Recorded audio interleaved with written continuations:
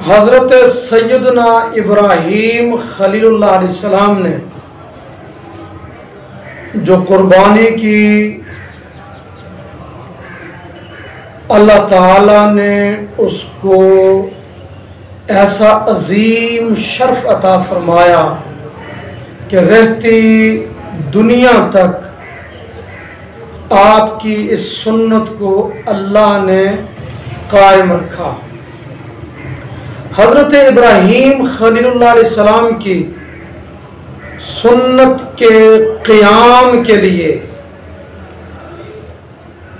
नबी करीम सल्लल्लाहु अलैहि वसल्लम की उम्मत पर कुर्बानी को वाजिब किया गया। और ये जो हुज़ूर नबी करीम अलैहि सलाम की उम्मत पर कुर्बानी वाजिब है, ये उसी सुन्नत को कायम किया जा रहा है।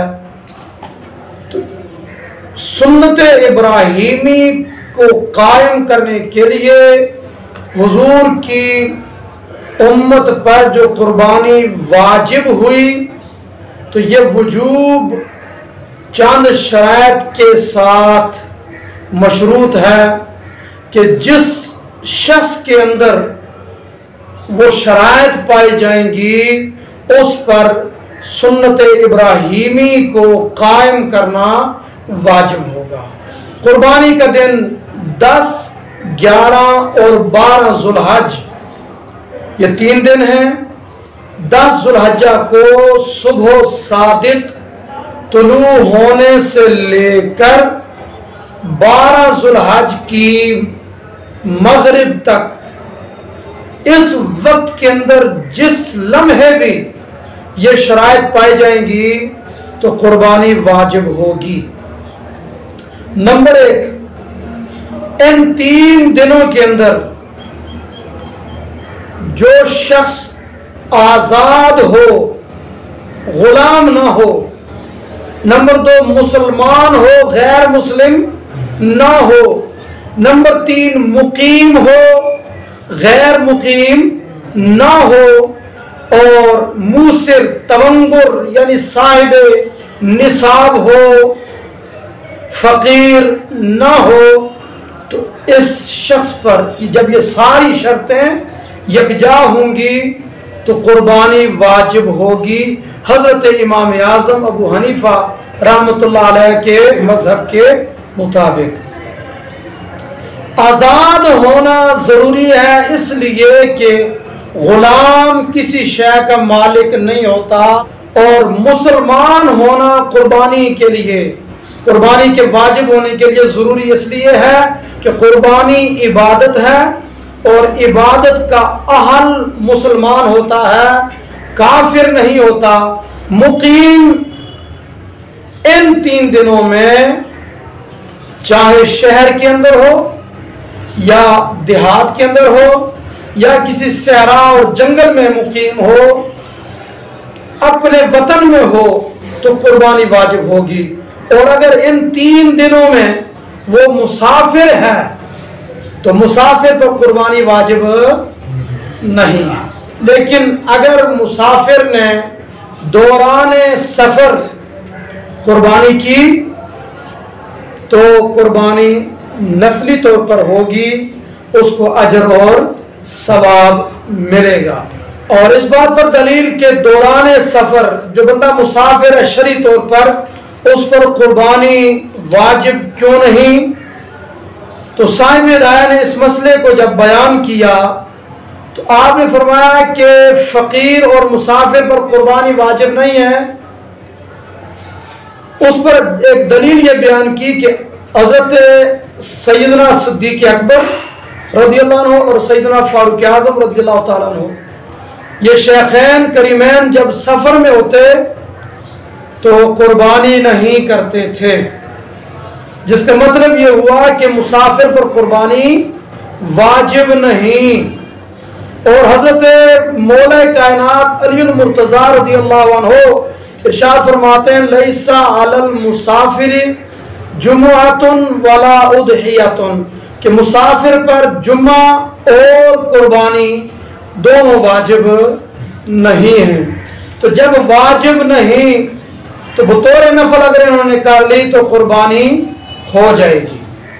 इसके बाद साहिब निसाब, अगर चांदी 52.5 तोला या इसकी मालियत किसी के पास हो तो वो साहिब निसाब होगा। और शर्त यह है कि जिंदगी की जो बुनियादी ज़रूरियात हैं, घरेलू ज़रूरियात हैं, उनको मिनहा करके वो चीज़ें अलग हैं, उनको निसाब में शामिल नहीं किया जाएगा। और यूं ही अगर मकरूज है तो कर्ज की जितनी मालियत उस पर लाजिम है उसको अलग करके इतनी मालियत उसके पास है कि जो 52.5 तोले चांदी की मिकदार में हो तो वो साहिब निसाब है, उस पर कुर्बानी वाजिब होगी। और ये सारी शराइत 10, 11, 12 ज़ुल्हज के दौरानिये में किसी लम्हे पाए जाएं तो कुर्बानी वाजिब। और अगर ये शराइत 10 ज़ुल्हज्जा की सुबह सादिक से पहले पाई गई या 12 ज़ुल्हज के गुरूब आफ्ताब के बाद पाई गई, इन 3 दिनों के अंदर ये शराइत नहीं पाई गई तो कुर्बानी वाजिब नहीं होगी। और इस वक्त पाकिस्तान के अंदर जो मौजूदा रेट है चांदी का, तो वो 52.5 तोले चांदी की जो कीमत है वो 1,78,500 है। ईद के दिन 10, 11, 12 ज़ुल्हज को जो रेट पाकिस्तान में चांदी का होगा 52.5 तोले चांदी का, तो इतनी मिकदार में अगर मालियत मौजूद हुई नकद की सूरत में या जिनस की सूरत में, हाजत असलिया से हटकर, कर्जे से हटकर, तो कुर्बानी वाजिब होगी। कुर्बानी वाजिब होने के लिए आकिल और बालिग होना ज़रूरी और शर्त है या नहीं, तो फतावा आलमगीरी के अंदर ये बात है कि अकल और बुलूगत वजूब कुर्बानी के लिए ज़रूरी और शर्त नहीं है।